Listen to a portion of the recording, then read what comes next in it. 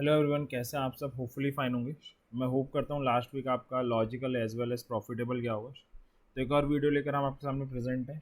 इसमें हम क्या डिस्कस करेंगे, हमेशा की तरह निफ्टी बैंक निफ्टी के लेवल्स डिस्कस करेंगे। साथ में हम ये डिस्कस करेंगे अगर हमें अगले वीक इंडेक्सेस को लॉजिकली ट्रेड करना हो तो कैसे करें। तो आइए इस वीडियो को स्टार्ट करते हैं। हमेशा की तरह दो पार्ट में ये वीडियो डिवाइड रहेगी। फर्स्ट पार्ट में हम ग्लोबल मार्केट को देखेंगे एंड सेकेंड पार्ट में हम जंप करेंगे लेवल्स की तरफ। तो ग्लोबल मार्केट से स्टार्ट करते हैं। तो फ्राइडे को अगर आप देखोगे तो जो यूएस की मार्केट है पॉजिटिव टेरिटरी में बंद हुई है। डाउ अराउंड 228 पॉइंट पॉजिटिव और नेस्डेक अराउंड 200 पॉइंट पॉजिटिव बंद हुई है।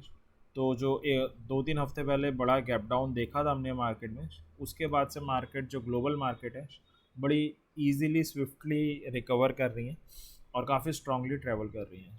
हमारी मार्केट में क्या हुआ, हमारे लिए भी एक स्ट्रॉन्ग डे था। निफ्टी अराउंड 84 पॉइंट पॉजिटिव और बैंक निफ्टी 198 पॉइंट पॉजिटिव बंद हुई है। इस पॉजिटिव क्लोजिंग में जो सबसे अच्छी बात यह है कि फ्राइडे को वीकली क्लोजिंग आनी थी और निफ्टी ने अपनी वीकली क्लोजिंग 25,000 के ऊपर मैनेज की है, जो काफ़ी बड़ा पॉजिटिव थिंग है। काइंड ऑफ ब्रेकआउट होकर गया है। बैंक निफ्टी भी 51,000 के ऊपर क्लोज देके गई है। तो दोनों इंडेक्सेस फ्राइडे को पॉजिटिव क्लोज हुई, नो डाउट। बट सबसे अच्छी बात यह कि इंपॉर्टेंट लेवल्स के ऊपर क्लोज हुई, जो फर्दर पॉजिटिवनेस या स्ट्रेंथ को इंडिकेट कर रहा है। तो ओवरऑल स्ट्रक्चर में कोई प्रॉब्लम नहीं है। बैंक निफ्टी भी 13 ईएमए के ऊपर है, इंपॉर्टेंट लेवल्स के ऊपर है, सेम एज निफ्टी में भी है। वो अलग बात है, निफ्टी बैंक निफ्टी को आउट परफॉर्म कर रही है। उसका रीज़न आईटी सेक्टर है और रिलायंस है, और जो 2-3 हैवी वेट हैं एफएमसीजी सेक्टर के वो हैं। तो बैंक निफ्टी अभी अपने ऑल टाइम हाई से काफ़ी दूर है, बट धीरे धीरे होपफुली ये भी उसे कैचअप कर लेगी। तो एक ओवरऑल स्ट्रक्चर था। अगर हम लेवल्स की बात करें तो सबसे पहली चीज़, ये जो लेवल्स हम डिस्कस करेंगे ये स्पॉट के लेवल्स हैं, फ्यूचर्स के नहीं है। अगर इसमें एंट्री बनती है तो आप फ्यूचर्स में भी ट्रेड ले सकते हो, ऑप्शंस में भी ले सकते हो। अब ऑप्शंस में सवाल आता है कि कौन से स्ट्राइक लें, तो जस्ट आउट द मनी है उसके बाद वाली ले सकते हैं, जिसका डेल्टा नियर अबाउट 0.4 हो। अगर आप कोई बिगनर हो, पहली बार ये वीडियो देख रहे हो, आपको ये नहीं पता 13 ईएमए क्या होता है या डेल्टा क्या होता है, तो ऑलरेडी हम इन टॉपिक्स पे डिटेल और सिंप्लीफाइड वे में वीडियो बना के चैनल पे अपलोड कर चुके हैं। उसे आप देख सकते हैं, लिंक आपको इसी वीडियो के डिस्क्रिप्शन में मिल जाएगा। सपोर्ट है 25,000 का, देन 869 से 900 का जोन एंड 750। रेसिस्टेंस है 250 एंड 500। अगर आप ऑप्शन सेलर है तो 750 के ऊपर वाली कॉल सेल कर सकते हैं। पुट सेलर है तो 23,600 के नीचे वाली पुट सेल कर सकते हैं। अगर आप ऑप्शन बायर हैं तो ये आपके लेवल्स रहे, जिनका यूटिलाइजेशन आप मंडे या अगले पूरे वीक के मार्केट के लिए कर सकते हो। बेटर विजुलाइजेशन के लिए मैं एक बार चार्ट में बता देता हूँ। 15 मिनट का चार्ट हम ओपन कर रहे हैं क्योंकि हम इंट्रा ट्रेड के लिए देख रहे हैं।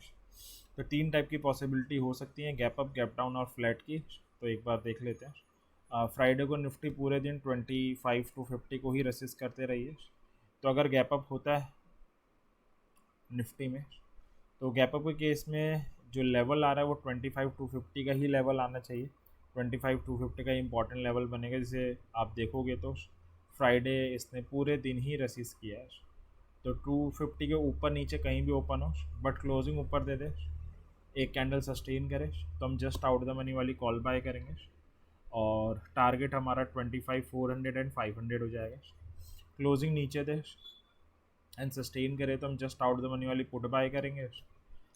टारगेट हमारा 150 और 25,000 हो जाएगा। इस आप एनालिसिस में ओआई के डाटा को और डाउन कर सकते हैं अपनी कन्विक्शंस को इंक्रीज करने के लिए। ये हमारा गैप अप है। ये बात हुई टारगेट की, और एंट्री कहाँ करनी है। अगर हम स्टॉप लॉस देखें तो स्टॉप लॉस कॉल के केस में ये हमारा लेवल है, इसके 62.5 पॉइंट नीचे लगा सकते हैं। स्टॉप लॉस पुट के केस में ये हो जाएगा। अल्टीमेटली ट्रेड हमें प्रीमियम में करनी होती है, तो आप 25 पॉइंट नीचे लगा सकते हैं, कॉल में भी एज वेल एज पुट में भी। होपफुली ये पॉइंट आपको क्लियर होगा। अब इसके बाद ये गैप अप का केस था। अब हम चलते हैं अपने सेकंड केस की तरफ, जो है फ्लैट का। अगर आप फ्लैट की बात करोगे, फ्लैट में ओपन होने का मतलब है 250 के जस्ट नीचे ओपन होना। तो अगर नीचे ओपन होने का 250 ब्रेक करती है, सस्टेन करती है, हम तो जस्ट आउट द मनी वाली कॉल लेंगे। 25, 400 और 500 हमारे टारगेट हो जाएंगे। और अगर 500 पे सेल का सिग्नल बनाती है तो हम पुट बाय करेंगे, टारगेट विल बी 150 एंड 25,000। ये था फ्लैट का केस। लास्ट केस है गैप डाउन का। गैप डाउन में कोई बड़ा गैप डाउन होने के चांसेस तो बड़े ही कम नज़र आ रहे हैं, बहुत कम चांसेस हैं।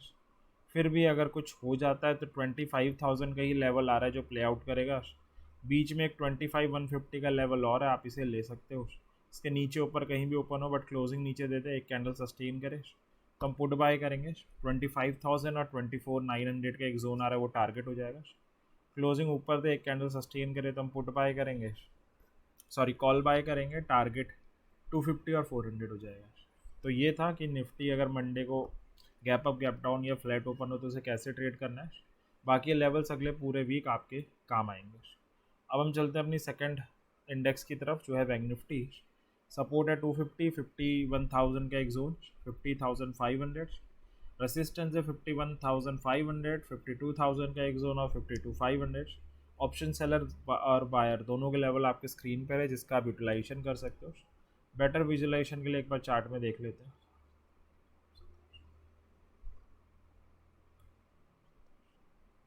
तो तीन टाइप की पॉसिबिलिटी है। सबसे पहले हम गैप अप से देख लेते हैं। गैप अप के केस में 51,500 का लेवल आ रहा है, इसके नीचे ऊपर कहीं भी ओपन हो बट क्लोजिंग ऊपर दे दे, एक कैंडल सस्टेन करे तो हम जस्ट आउट द मनी वाली कॉल बाय करेंगे। 51,750 और 900 हमारे टारगेट होंगे। क्लोजिंग नीचे दे, एक कैंडल सस्टेन करे तो हम जस्ट आउट द मनी वाली पुट बाय करेंगे। टारगेट हमारा 51,250 और 51,100 हो जाएगा। तो ये था गैप अप का केस। बाकी अगर हम स्टॉप लॉस देखें तो स्टॉप लॉस कॉल के केस में 51,500 का लेवल है, तो इसके 125 ऊपर। पुट के केस में ये कर सकते हैं, प्रीमियम के टर्म में आप 50 पॉइंट्स नीचे लगा सकते हैं, कॉल में भी पुट में भी। तो ये था गैप अप केस। इसके बाद हमारा अगला केस है फ्लैट का।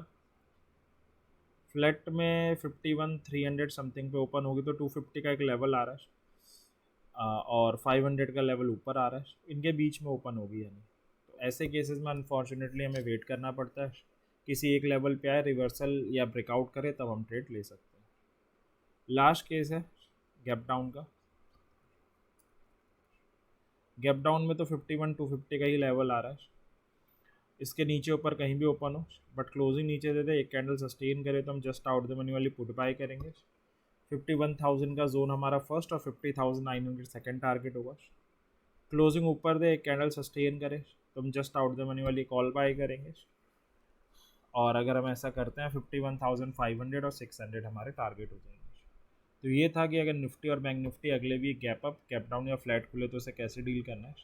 अब हम चलते हैं अपनी थर्ड इंडेक्स की तरफ जो है फाइनेंशियल निफ्टी।